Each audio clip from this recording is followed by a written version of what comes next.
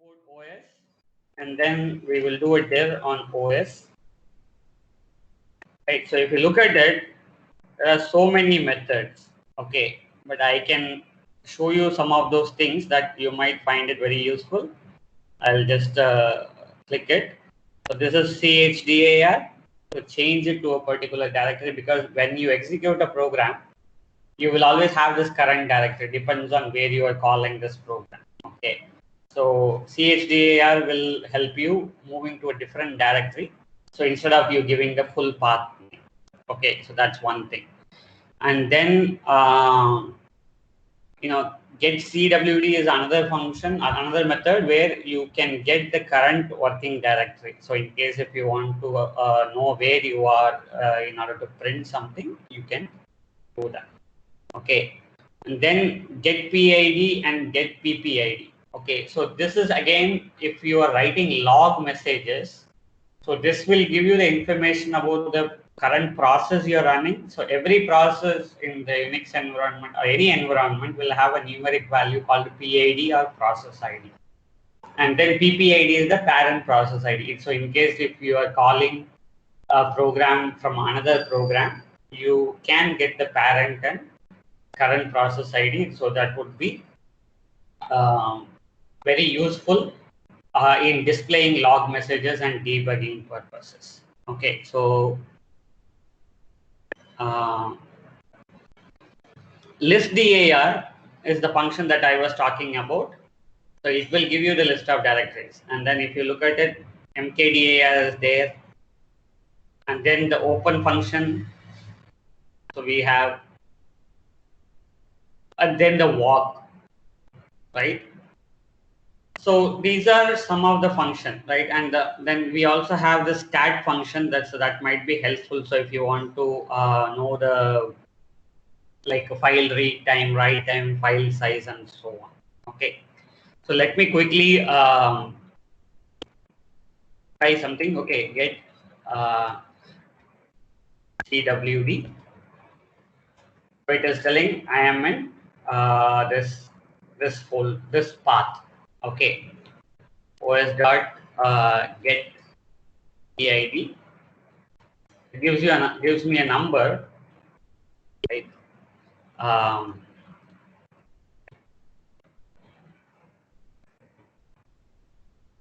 So if you look at it,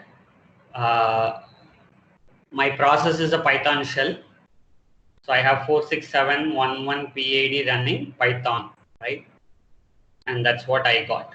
And then if I just say get PPID and 246, so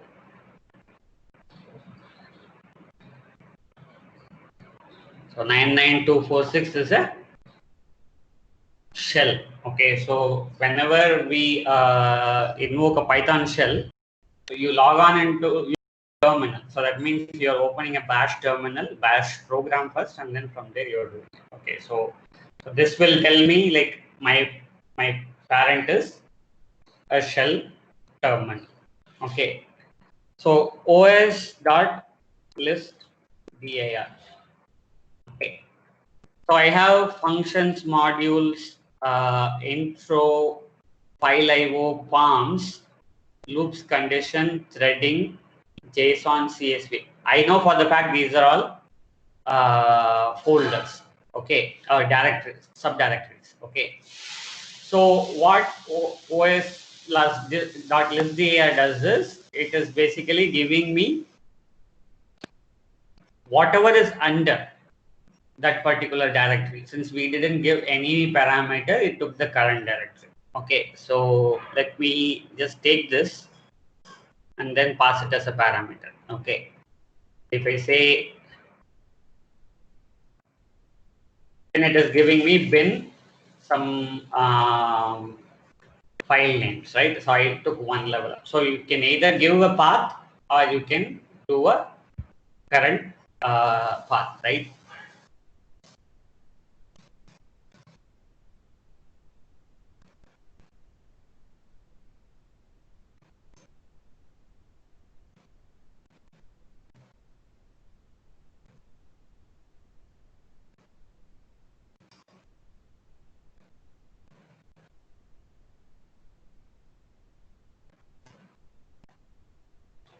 Okay, so here what I did is I simply do a chdir and then I did a listdir. I don't have to give any path names. Okay, so this is something you can always do.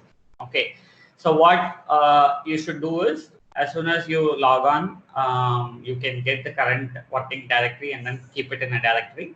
And then whenever you're going to different locations, you can do a chdir there, so that like you whatever you're passing would be, the path name and everything would be less verbose, and then you can restore it back. Okay, so this is one of the important module. Okay, and the good thing about this module is, see, maybe you are someone who are very much at home using a Linux terminal with a lot of the commands that the Unix systems are famous for. Okay, it gives you a lot of productivity. Okay, then you are going into a Windows machine. Then you might feel, like how I am going to do all this stuff. Okay, so if you look into the OS module, it provides a lot of methods where you would be able to mimic. So the OS module provides a way to do certain operations like what you do in Linux in the using a Python shell or a Python program. Okay, so one of the important module to work with. Okay, so now let me run this again. So I have a bin directory and then I have several files. Okay, so I have .txt I have, and then I have .py file. Okay, so instead of OS listdir, let me put a walk.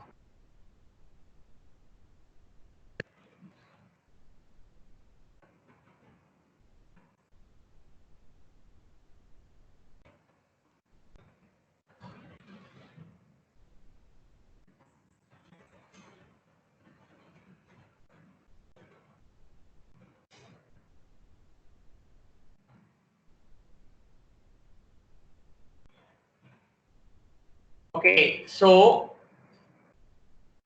this is given a lot of data. Okay, so now let me do one more thing.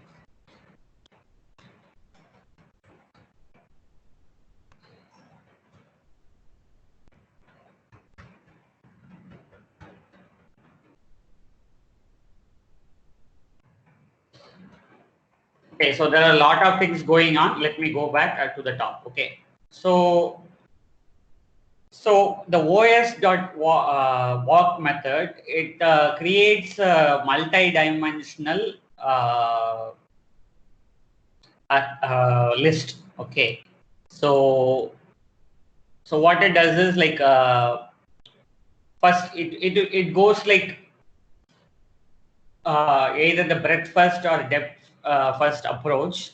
So it goes one level and then see what are the contents. Are there some of directories available?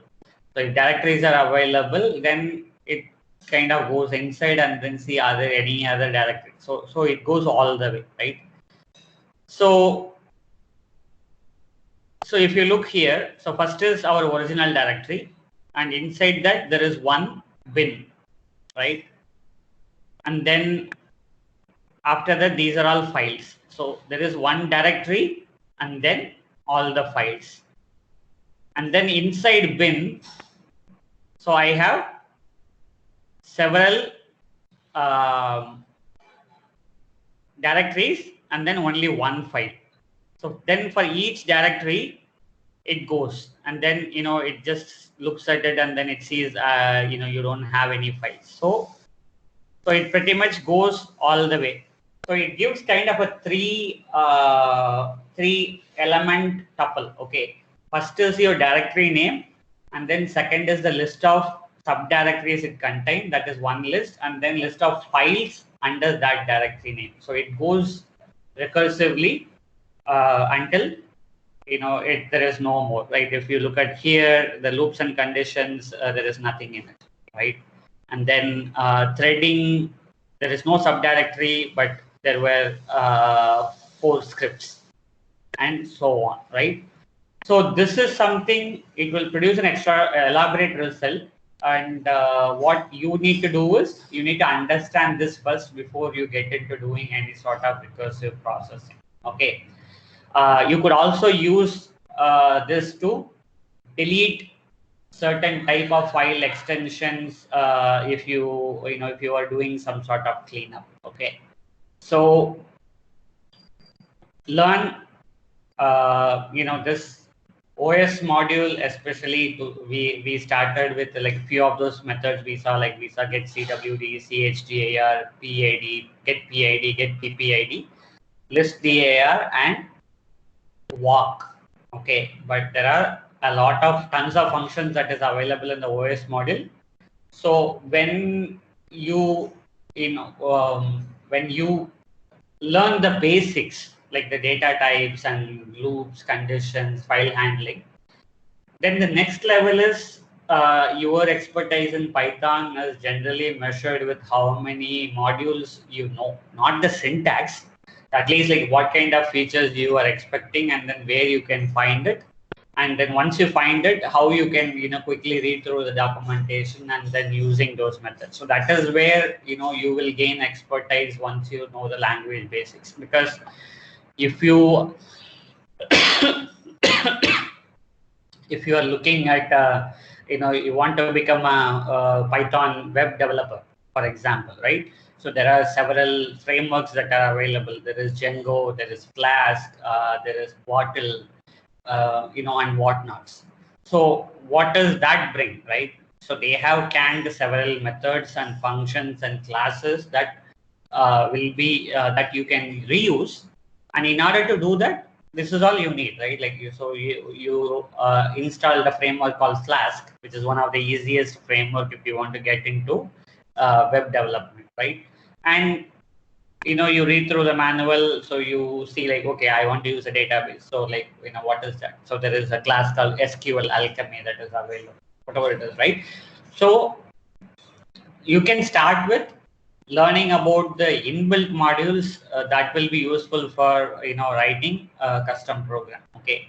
So one of the thing I'm trying new for this group is to do some data analytics, right? Three ways. So one is take a file and then aggregate it and then bring some analytics like average, count, and so on. Like our own way of writing, you open the file or you open multiple files, collect the information using dictionary and all sorts of stuff. The second thing is take the same file, load it into a database. Okay, so Python comes up with a default, inbuilt driver for SQLite 3 database, SQLite 3, which doesn't need any database server. All you need is an exe file, and then chances are, if you install Python, it is already available. So we will load it, and then using the query, we will do the same analytics using the aggregate function. And the third one is, this is still I am trying to put something. So I don't know how much I would be able to give. So there are two famous packages in the data science, machine learning, or that side of the world called Pandas and NumPy. Okay, so NumPy is a numerical array support, and then Pandas is it uses a table-like internal structure where you can do aggregate row-wise and column-wise. Okay, then we will see how like we should be able to solve these kind of problems with our own logic, but knowing how to process or like query databases, or like knowing modules that are available, even though you may not be doing big data, very big data analytics or data science, but you can still use those modules to perform your own operations. Okay, so if I would be able to definitely show you how to do the same thing with our own logic and using a query. I will try to put this. So this we will be seeing it on Monday, right? So so that is what I would like to impress upon. Okay, the more module you learn and you use, the better your language, the programming this thing would be, right? So let me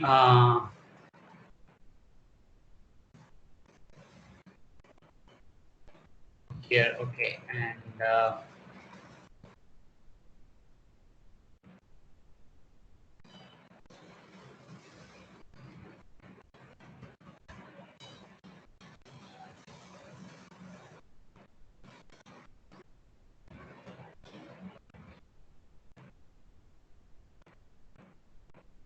so I have several files, right? There is a .txt file, and then there is a .log file, and then there is a .bk, and then there is a .py file. Okay, so let me do this pprint. Okay, pprint is another simple module.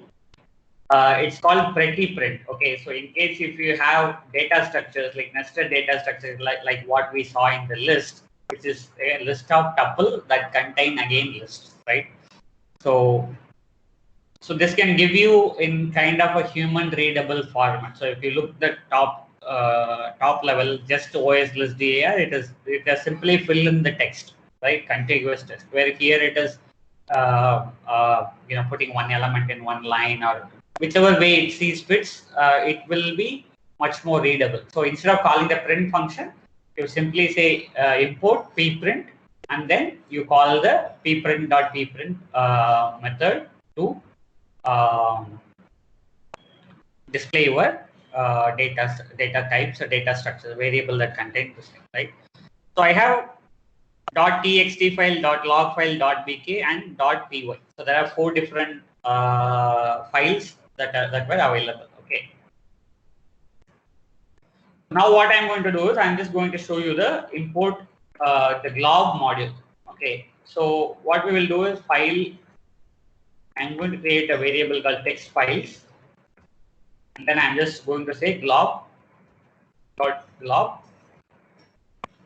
star dot txt. Okay.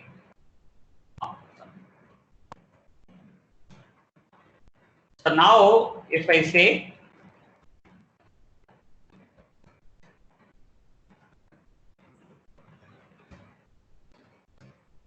I have only the text files. Okay. So either you use the os.listDar and then you use a for loop and then remove all the files that you don't need, or you can use the glob where you can pass a pattern, right? So the pattern can be a very simple pattern with wildcards like the star.txt or like like tn underscore something like this.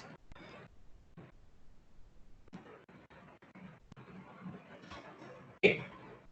Or you can simply say for file in os.list dar and then say print if file dot ends with .txt.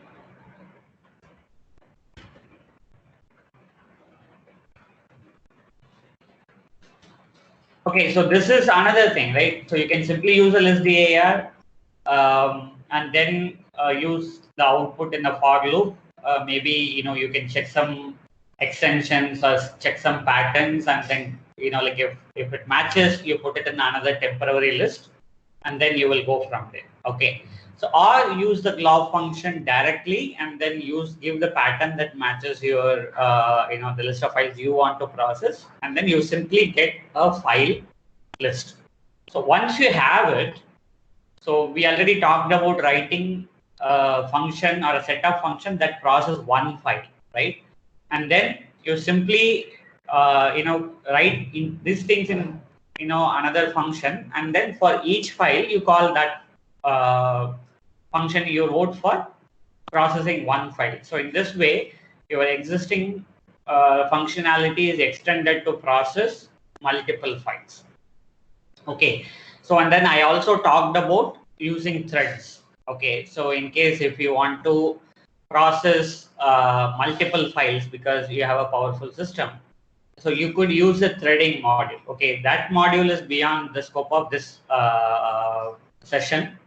So I can put some examples over there. Okay, so there is a module called threading. So you simply import it, and then you can set how many parallel threads I want to run at the same time, and then what I want to run after all the threads are completed and things like that. Okay, so if you are interested in that sort of stuff, you make a note of this module name called threading, and there are ample videos and tutorials available which you could potentially use to enhance. Okay, so this is how you could process multiple files. So before I go and show a demo, I would like to pause here and then wait. If you have any questions, I can answer it.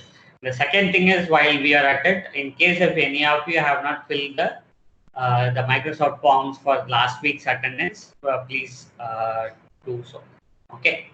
So any questions? So I have one question. Okay. So we are using Globe for exploring all the files we have on a certain directory. Right. So how basically it will take which directory it should consider is depending on the current directory I set up based on the OS dot function, OS module. That you can do, or what you can do is you can actually give the path names, right? The glob, the string that you are giving, right? So that itself can have a full path. Yeah, okay. I don't have any text file. Okay, so let me go one more level and then see. I have some, right? Only thing is you need to be aware is when you give a path along with the glob, it also returns a full path, right? So it depends on what you have sent. So the OS.listDar will give you only the file names for a path you are sending, whereas the glob gives you the full path name. So you need to be aware of this difference, because a lot of times what we will do is we will get the list and then probably we will append the directory name and the file, whatever the result to the directory you think you will find the file. Then there will be duplicate path names. You will end up in getting file not found error. Okay. So the glob by default, if you give a pattern, it will it will look into the in the current directory itself. So basically, like, it's whatever you are giving as a string, right? Like if you are looking into the current directory, you simply just give the pattern alone. If you are looking in general, then you give the entire path, either absolute path plus the pattern or relative path plus the pattern. Got it. Make sense? Okay. Yep. One more question I have is, let's suppose I have a Python installed on Linux server or Ubuntu server. Right. And I need to explore some files. I'm reading data from Windows server. Okay. So in that case, like how OS module will work, like how it will understand, like, okay, where to go and okay. So again, it depends on where the server and then where your Windows file is, right? So let's say, for example, like you have installed Oracle VirtualBox, and then there you have put a Ubuntu server, right? So in that case, Oracle VirtualBox provides a concept called shared folders. And then when you utilize this, you can map some of the Windows folders, okay? But you don't have to use the Windows, like Python will use the underlying OS it is running, right? So it is Ubuntu, and then the file is mounted. Your Windows host operating system's folder is mounted as a device in your Ubuntu system. So that means you simply give the path names, okay? And the second thing is OS also have like OS path, os.path.abs path, div name, base name, those kind of things. So that means you don't have to write a Windows style path name or Unix style path names separately. So you should be able to use whatever operating system you are running your program from, and then let OS handles, like how it is going to access whatever it is mounted, right? So if it is totally separate server you are running, right? Like you do a remote SSH or use a WinSCP or PuTTY to connect, then again, like there are options like packages like SFTP packages that are available where you can fetch the file and then put it on your local. Or like in case if you are able to mount whatever folder you are accessing from a different machine, then you can make it available to the system where you are running your program from, right? So that OS module abstract, because like, OS has the mkdir function no matter which operating system you're running from. But if you look at, I think Windows uses the md command to create files. So that OS module takes care of, that mkdir method is an interface. So if it is running in a Linux operating system, it will go and run the underlying mkdir command. If it is running on the Windows, it will run the md command. Okay, so again, it all depends on how the access to the host machine is set up from the where you are running from. So these are some of the options I am aware of. So I have used like a Linux machine from Mac using a VirtualBox. So set up shared folders, and then so if I say /dev or /mnt, and then there will be a location where I would be able to access. So Got it. okay. So now I have certain few things that I have written. Okay. So this is basically based on the idea Pankaj has given, like, what if I have multiple files, I want to bring it, do some transformation, and then probably, merge those files. Okay. So what I have done is I use the Faker module, and then I created around like 4,000 files. Okay. So it is, the concept is like I have one file per day from 2010 January 1st to 2020 April 30, right? Every day one file, and then each file will have anywhere between 500 to 1,000 records. So what it will contain is the state code, a first name, a last name, a vehicle number, speed, a fine, and then yeah, I believe that's all, right? So I have taken data from publicly available list of state names. So we have apparently 28 states, and then 9 union territories, which, if I have to believe the site. So that was a table. I kind of massaged it a little bit, and then I made it as a list of dictionaries. Okay, so it's a complex data structure. So each entry will have what type of region we are talking about. Is it a union territory, or is it then the state code, and then state name, and then the region. Okay, so I have every state that is available, and then I believe Uttarakhand has 2 different first state codes. I just only took UK. There is also UA available, I believe, right? And then you have all the union territories, right? So think of it like Pictius in case if I miss something, right? So this is something that I have put, like maybe this can be a JSON. But since we have not talked about modules, I am just hard coding it here. Okay. And then what I am doing is I take this data structure and then convert that for easy lookup. So what I'm doing is, so instead of an array of regions, I'm just creating a dictionary of dictionary where you will have the state code as a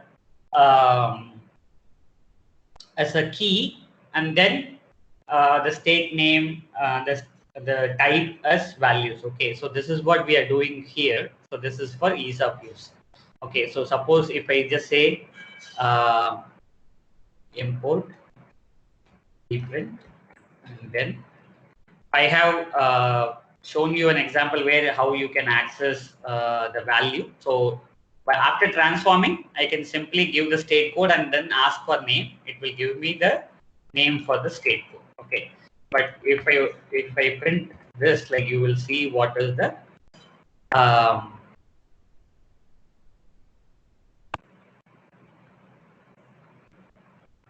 so this is the another data structure that we built. Okay. So if you look at it, so each state you have a key now, and then you have the value. Okay, so this is for our lookup. So this is the first think of it like a configuration or setup thing, right? So especially when you want to create fake data, right? So you need to understand the problem. Maybe like what type of file you want. So you want a CSV or a text or a JSON, and then what are the fields, and then the fake data creation modules might be able to provide most of the modules, most of the methods to create a random fake data. And sometimes you might have to write your own fake data. For example, in our project, so we have something called a scale score. Okay, and lot of times the value would be anywhere between 300 to 600, right? And it might vary for some other type of exams. Okay, so maybe I will create my own method. So if I say scale scores, it might accept a min value and max value, and then it can get a random value between that. And sometimes a grade or a performance level is based on that score. So in that case, maybe I will have get scores. So then when I call it, I will get a score and the grade performance level. So that sort of like, so you need to think from that perspective. So what is that I want to configure so that I can change it, and what are my own methods I want to create, right? So in this case, I simply created one hard-coded data structure, and that is transformed into another manner so that like we have easy lookup, right? So now comes the data creation. Okay. Again, there are multiple ways to create it. So what I have done is I simply imported the datetime module, so which is a module that will provide you capabilities to do datetime arithmetic and then getting current date and so on, right? And then we also imported the faker module and then created an instance for the fake variable with an instance for the faker class and set up some counters. So the date of check, right? So we are starting to record random data from 2010 January 1st. So I put one date before. So here what we are doing is date of check plus equal to, there is a time delta method. Okay, so datetime method from datetime module will give you a date object based on what you pass, like a month, date, year, hour, minute, and second. The time delta method, you can say add 30 days, add 3 months, or add 2 years, and so on, right? So whichever time you give, it just adds and gives you a new date or timestamp. I simply add one day, and then we say that if the date time is greater than, if it is equal to 2020 April 30, then stop it, right? So we would be creating 2010 January 1st to 2020 April 30, which is somewhere around 3,700 or 3,800 files. And then we are setting up a file name. So there is a path, and then I simply remove the dashes from the file, the date. Okay, so then it will become YYYYMMDD. So we create a file called speeding check underscore YYYYMMDD.csv. So this is the file we create, one file per day. And then maximum records anywhere between 500 to 1000. And then I keep track of the number of records. Okay, we simply say creating file with this many number of records. So this is like a log message. And so this is probably another way you can open a file. So you can say fh equal to open, or you can simply use the with block with open as file handle. Okay, the advantage of this is you don't have to explicitly close the file, it automatically closes it for you. Okay, so I'm opening a file in write mode, and then we create the state info, right? So I get a random state code, right? And then I get the state code from there, last name, first name. I get a speed anywhere between 75 to 120. And then what we do is a fine we are calculating is like a speed minus first 75. There is no value, no fine. So since we are creating 75, so you might still see like I can probably put 74. Okay, so there is a chance that you might get zero fine, right? Think of it like a audit, or like something that officer has made some checks, right? And then I am multiplying it with 1.01 just to make sure that it is a float value. Okay, and then the number plate.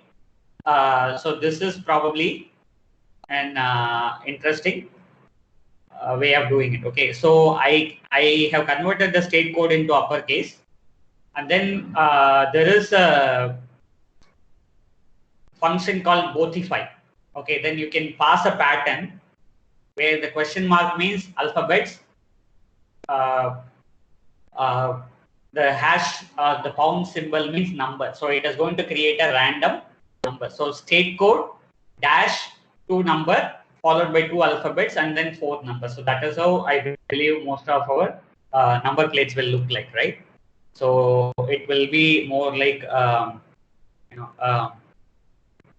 en then plus f dot. I think I used f. Right? I'm just saying underscore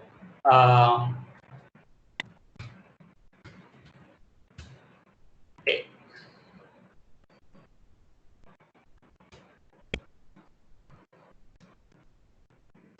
So I will have some random number plates that are so this is my own logic, but so I was initially thinking I should get a 2-digit random number and then 4-digit random number, and then probably one alphabet, another alphabet, and then construct everything like my own function. Okay, we can do that if you want to really customize something, like I want a to AZ or something like that. Okay, but that's the thing about looking into the documentation. Okay, so this thing, the number plate, my initial thought was to write my own function.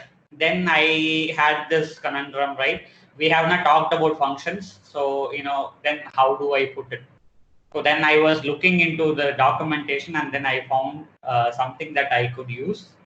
So we have done that. And then for each day, we will be creating one file. And then finally, we say number of files created and number of records created. Okay. So if I look at it, so I have created 3,774 files, and then about 110, 100,000, 10,000, 100,000, 2.8 million records. Okay, it took about 5 minutes to run, but what I did was it created 185 MB of CSV files, that's that's 3774 CSV file. Okay, so that's the power of some of those existing things, right? Like, so Faker is not the only module, but at least Faker is something that I have used frequently for my own learning or creating some test data. Okay, so this output, it's really huge. Okay, so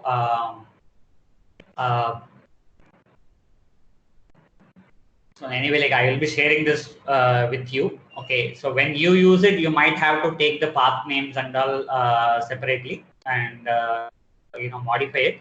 But there you go. Like, it took like 15-20 minutes for me to put down a logic, and then I created thousands of files for my processing. Okay, so this is how you will create multiple files. Okay, so here we didn't talk about reading multiple files, right? It's simply you gave a directory and then you, in a loop, you generated multiple files.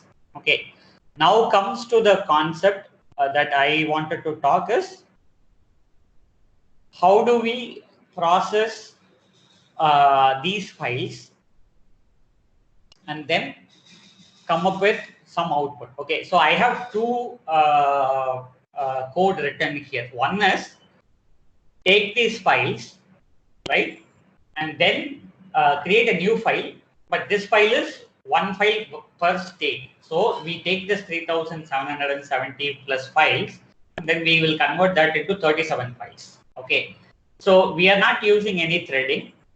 What I did was I simply take the file list and then I process one file at a time.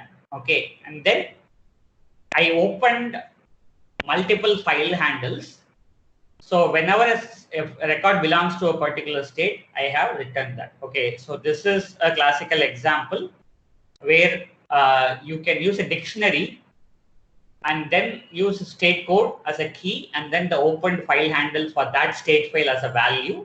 So you can open a new state file as soon as you read the first record, right? So we are processing these 2 million records, and we will show how it is done. Okay, so I have used the glob, and then I use the same pattern, speeding checks underscore star.csv. So now I have the file list here. I have two dictionaries set up. One is called fh lookup, file handle lookup, and then other one is record counts. Okay, so we process one file at a time. Again, we are opening the file in read mode. Okay.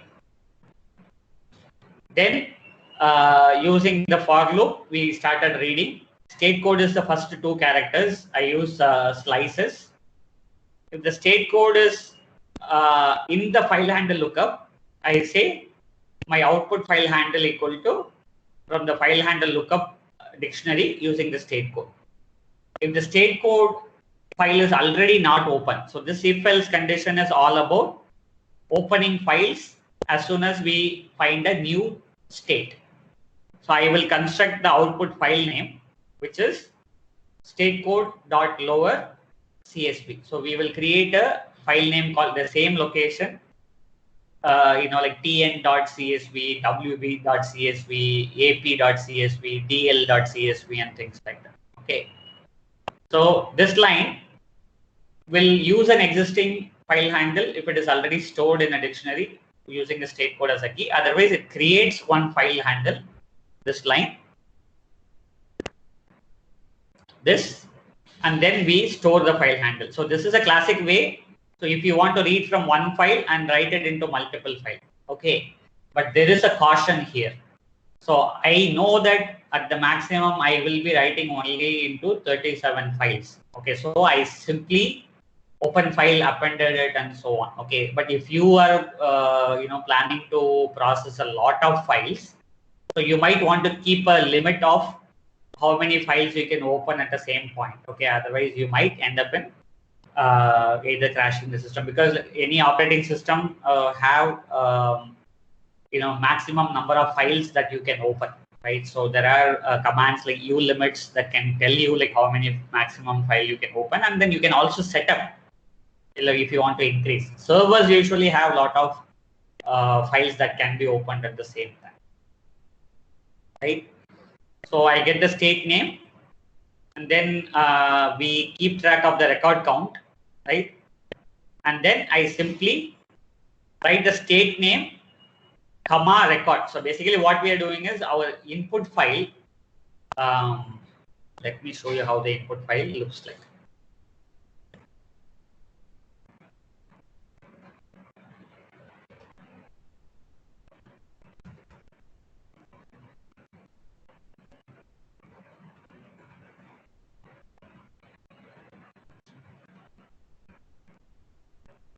I have TS for, I think, I don't know, TS is Telangana or not sure, like Tirupura something, right? I have last name, first name, the vehicle number, speed, and so there is one more that is available. Let's see what have we written.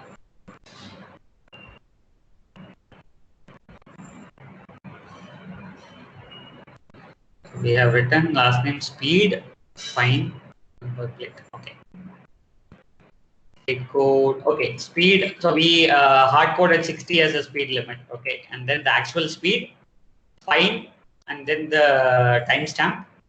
So we have only the date. Time is all written as 0. Okay, so this is our actual input file. So the transformed output file is like this. So it is simply the same thing.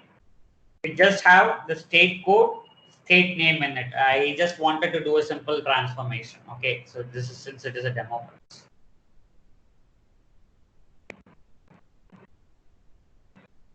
Right. So we are writing, so we are reading the exact record, right? And then we get the state code, and then we get the state name. We prepend the state name and the record, and then write that into a file. File equal to output file handle, and then end equal to null, because we already have the end of line from the input record. And then finally, like I also have displayed the count by state code. Okay, and so here is another thing. So I forgot this initially, right? I forgot to close all the open file handle. My counts were off because when this part was run, some of those files were not closed. Okay, so I am just planning to put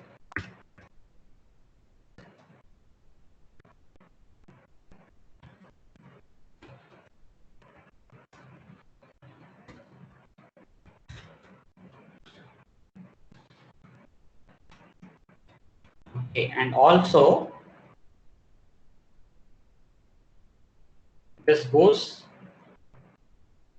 here. As soon as I am done with the process, I am closing all the files. Okay, so now we read 3,700 files, and then we created 37 files. Okay, so it shows each and every, it is sorted by the name. So you could also sort it by state and then union territory. So we have approximately like equal number of records, since like we have done random distribution. So we have 3,772 files processed, 37 files created, 2.8 million records, apparently like 75,000 records per file handle. Okay, so now, so this is the basic format, right? So this logic, you can put it in a function, right? The entire thing can be put in a function, and then another function to create this file list. So then you can call it. Okay, so you, even if you have only one file, so you create a list with one entry and then process it. So in that way, whether you have 10 file, 10,000 file, 10 million files, you would still be able to process. Okay, so this is the very basic thing. And then if you want to speed up the process, right? So again, there are three things that you need to consider. How much of CPU is available, right? So we have, I have seen servers that had like 4 CPU cores, and then I have seen like 64 CPU cores. Like I think 64 CPU in AWS is like they will charge you $4 per hour, right? It's a really powerful machine with 2 TB RAM, and apparently they had only 100 GB of hard disk space. Okay, so one is your RAM, the other one is the CPU, and the third one is your hard disk memory. And the fourth one is like how many other processes are running on the machine, right? So based on that, you could do some parallelism, right? With some file, like, every day you will create one file for this thing, right? Like, so you sort the file list, and then you keep creating, you split it by each file. So say one day, one input file, you might create 10 or 15 state files, right? So that means you are going to have 2 copies. So especially if you have a lot of hard disk space available, you could do that, right? So if you are less on hard disk, there are ways you can zip the file, read from a zip file, write into a zip file. So in that way, you can preserve some space. Okay. So parallelism can be achieved by threading, and what is that you are going to run in parallel will be determined by your system resources, especially the number of CPUs and the number of other processes that are currently running, because you cannot hog the entire memory. The RAM space that is available, so that how much you can actually load from the file into the memory while doing the processing. And finally, how much hard disks you have, so that like you can create multiple temporary files and then you can remove it later and so on. Okay, but this is a simple construct that provides you a way to create a smaller number of files. So this involves some basic transformation. So this involves certain split, and then certain merge operations. Okay, and here the thing is, like, if you want the files to be sorted in certain order, currently it is sorted in day by day, right? If you want to sort it by the number plate or last name or first name, again using the OS module, you would be able to run the underlying operating systems commands, right? So I think it is OS system.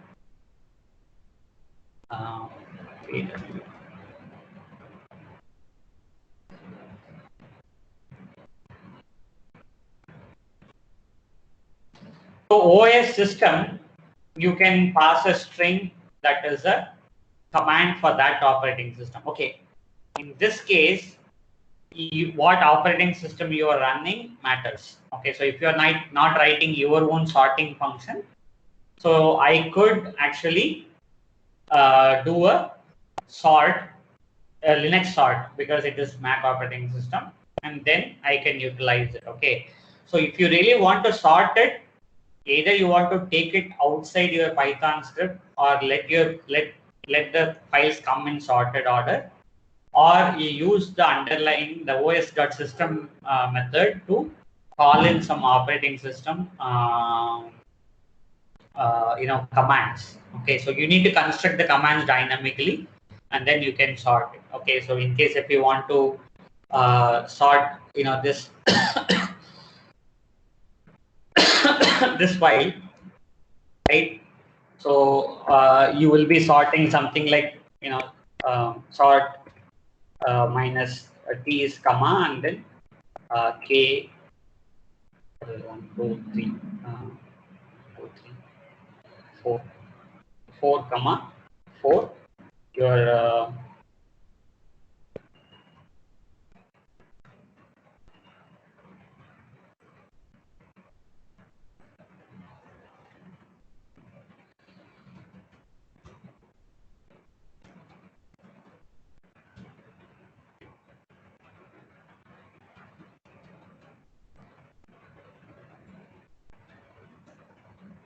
so you could use a sort command from the underlying operating system. Okay, So this is one of the process. So now the same location have 395 MB, which is roughly a bit more than your original input file, mainly because we added the state name to each files. And then here you have the list. So I have all the way from Andaman, Andhra Pradesh, Arunachal Pradesh, and then UP, West Bengal, Uttarakhand, and so on, right? I have independently verified these many number of records using a WC command as well. So one of the example to demonstrate how to read multiple files and then how to create multiple files. Okay, so any questions?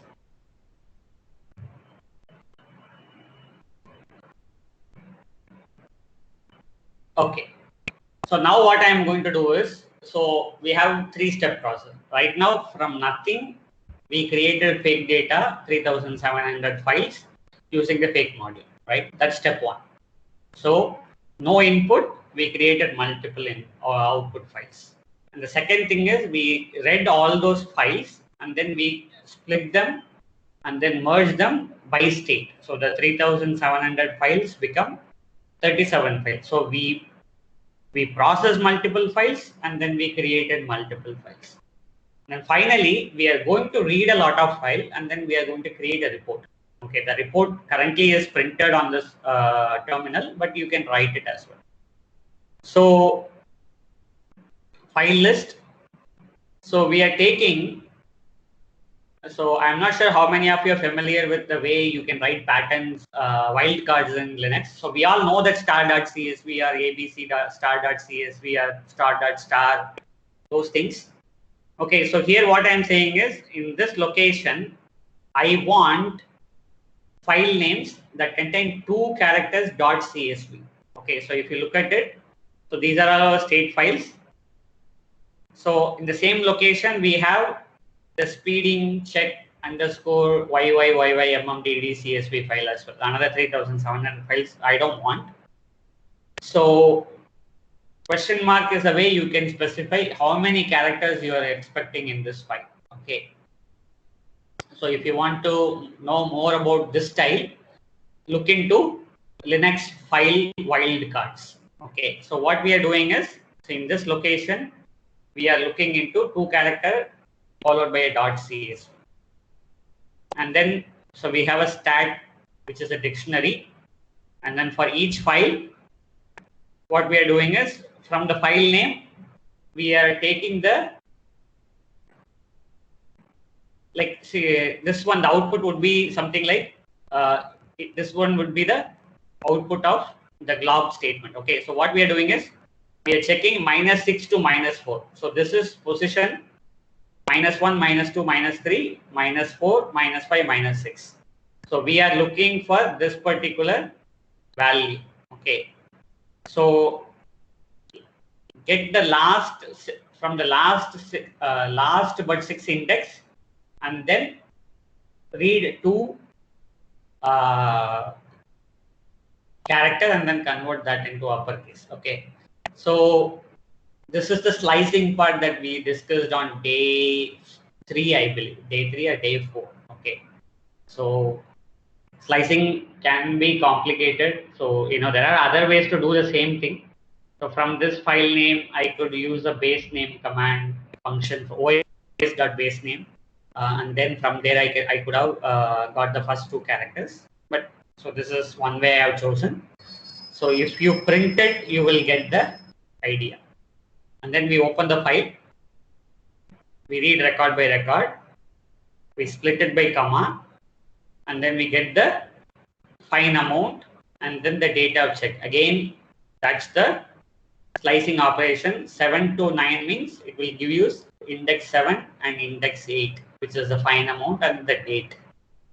And then we simply say the data of check we are not using. I thought like this is something you could try with your own logic, where instead of creating 1 report per state, we will create 1 report per year, something like that, right? So we do a state code, then we will get the value from the stats. If it is not available, we will put 0 and then add the fine amount, converting that into float. If you remember, that is going to be a string when I do a split, right? Record is a string and we are splitting by comma, and then each field is going to be a string. So we need to convert that into a float. So we keep track of it. And then finally, the stats is a dictionary where we kept all the fine amount by state. I sorted, so it sorts the keys, and then I'll get the state name, and then I will do a total fine from the dictionary. If a particular state is not available, every of its citizens are law-abiding citizens, and there may not be something available. And then I get the total fines, and then we print each state or union territory how much fine it is, and then finally we give the total fines collected in the last 10 years or 20 years or 19 years or so. Okay, so we have all the way from Andaman Nicobar to West Bengal. So I don't know, it's a lot of money. So again, if you really want to put the commas and like dots and then INR symbol and all those things, there are modules available to reformat numeric value into this thing, which that I have not done. Okay, so we have about 3 billion rupees that are being collected in the shares, right? And then here is a sample how our output file looks like. Right. I could also do how our input file looks like, so that when we download and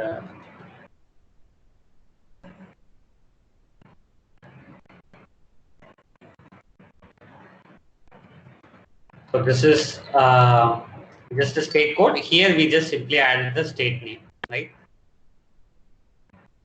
So okay, so this brings the to conclusion the topic of file and directory handling, reading, writing, appending, listing down directories and processing multiple files, creating multiple files, reading multiple files, aggregating them into a single report, and so on. Some of those basic stuff that you need. And this is one file py_0 08 file IO case study.html you will have uploaded today. And there is already one that was uploaded on Friday. So the syntax in these two itself will have will provide you ample examples to do all the file IO operations. Okay, so we have another 10 minutes to go. I'm just going to quickly give you a peek about functions, and then we will continue about functions tomorrow. Okay, so any questions?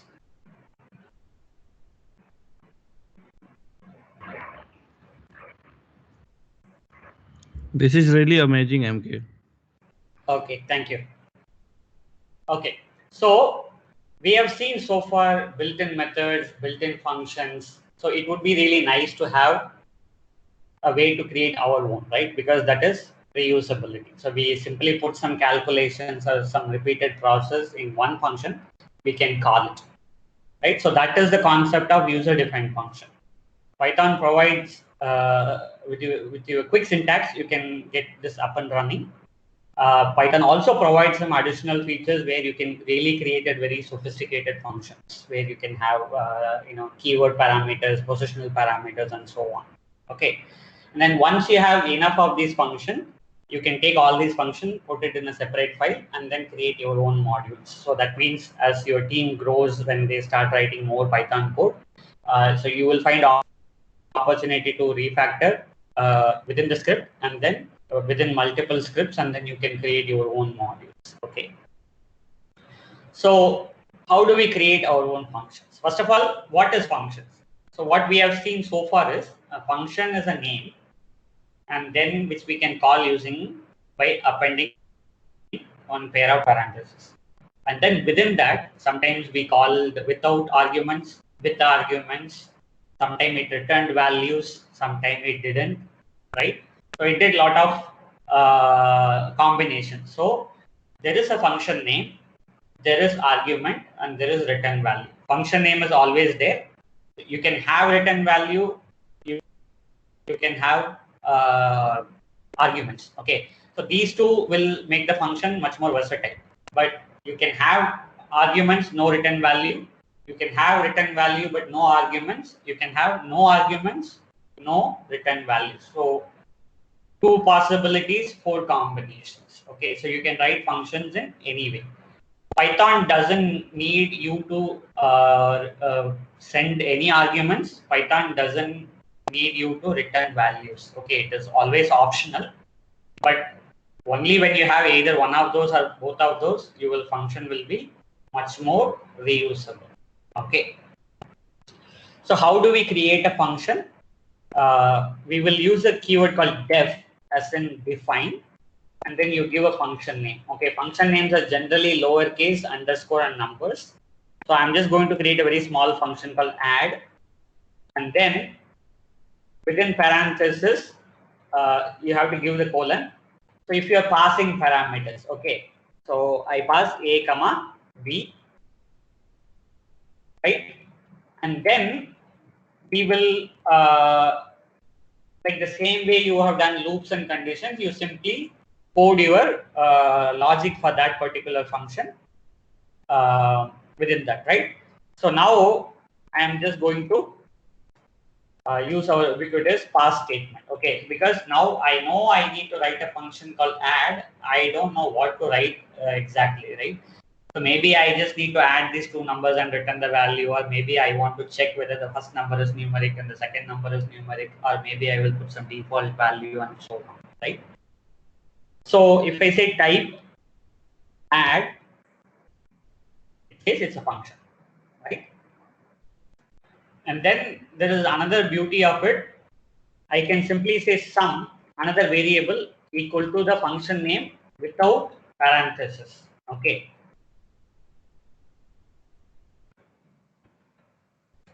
That's also another function. Okay. So you can assign a function name to a variable, and then using that variable, you can call that function. Okay. How this would be helpful is, let's say you have 10 functions, and then you need to access each function based on a key, right? If somebody sends a plus symbol, you want to call the add function, minus sub function, and so on. So what you can do is you can create all these individual functions, and then you can create a master function with a dictionary, right? And then if they pass plus, you will call add. So like, key value of plus is going to be add, something like, func list plus equal to add, right? Oh, sorry.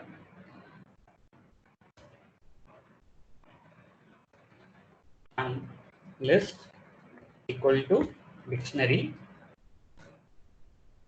Right now, if you look at type list, it says it's a dictionary. Now it's a function. So we created one function called add, and then we created one variable and the dictionary with a key that is also having the function name. Okay, so just remember this. So now I will go ahead and do the def again. Now I am just going to say my total equal to, or like result equal to A plus B, and then return result. Okay, so now I say add 1, 2, it does it. Add hello whole, it does it again, but I just say hello to, it is giving me, can only concatenate string to a string. Okay, and then I just send 1, 2, 3, when it is saying it is taking only 2 arguments, but 3 were given. Okay, so here there are a couple of things. Whatever argument you are value you are passing, they have to be compatible. Okay, so here we didn't check anything. We just did A plus B. A plus B works if you have 2 strings or 2 numbers. Okay, but either of those mix and match will give you type error. And we said we are going to pass only 2 values. Either if you pass 1 value, no value, 4 value, it is going to give you. It will take only 2 arguments, but these many were given. Okay. We will talk more about this thing, like how we can pass variable number of arguments tomorrow. Okay, so now you have the fairly good idea. Okay, if I just say sum 1, 2.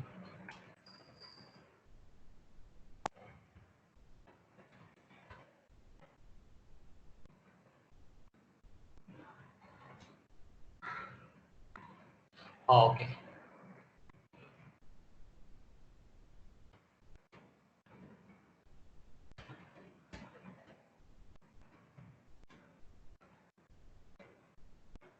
Because we have actually done the function change. It was referring to the old value. Okay, and similar way we will also look at this one.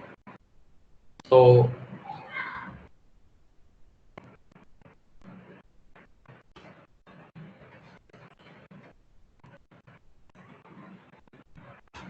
right, so either you can access the function directly, or you can access it if you are assigning it to a different variable, or a dictionary. Okay, so this will come in handy, because one thing is that's how Python is set up. Everything is an object, and a function is also considered as an object in Python. Okay, so this will come in handy when we talk about the lambda functions, map, reduce, and filter. So those are some of those advanced function concepts. Okay, so finally I want to do one more thing, A comma B. So we talked about using the triple quoted string as documentation. Okay, so what we are going to do is add 2 values.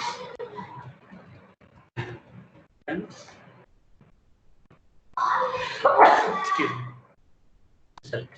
Okay, so this is an information, and then we say note, okay, pass 2 values, 2 args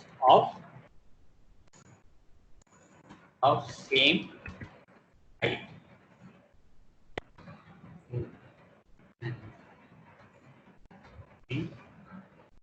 Here and here for example.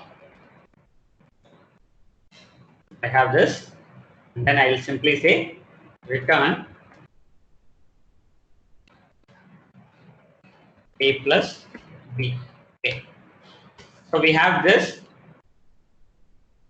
and then if I say add 1, 2, it still works. Let's say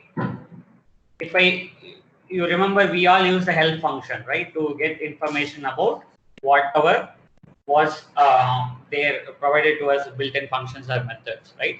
I'm just going to say help add. If you look at it, okay, so it says helper function in module mail underscore main. So this means that this is an imported function using from module import, or your own module, that your own function that you have written, right? So this is a standard text Python provides, and then this is the function header that Python took from your own function, and then it gives whatever documentation you have added in the def under the def keyword. Okay, so ideally every function you write, every class you write, even every code you write, when it starts with the triple quoted text, it will automatically become the documentation for your code. Okay, for example, let's say if I run py doc faker, right? So I have these things. So if I go and look into this Faker module,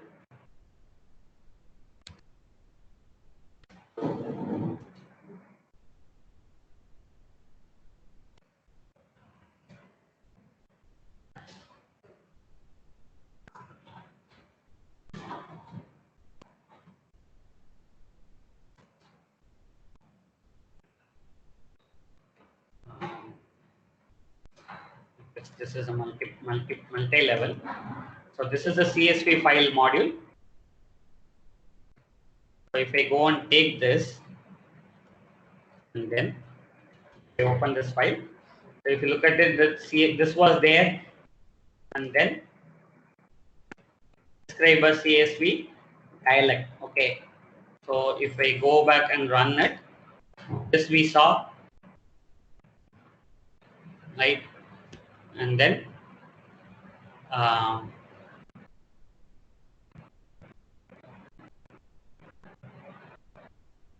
so all these things are available. So like Python brings those things together, and then you can either access through the help if you are in a shell, or you can access using the pydoc command by passing your module name. You know, if module name is csv.py, then you simply have to call CSV. Okay. So writing documentation, we can start with a simple thing. Okay. So if you are creating a function, you simply create a function name with a def and then put the pass, and then probably write the documentation first. You think through like what are the parameters you are looking for, and then what does each parameter mean, and then what is the process that is happening, what is the return value. Okay. So information about the arguments, data type, whether it is optional or non-optional, default value, and so on, the logic, and then the return value. Okay, so it will be really helpful for you and any of your colleagues who are looking at your code, and that can be accessed through the help function or the pydoc command, depends on where you want to get information about the formatted information. Okay, so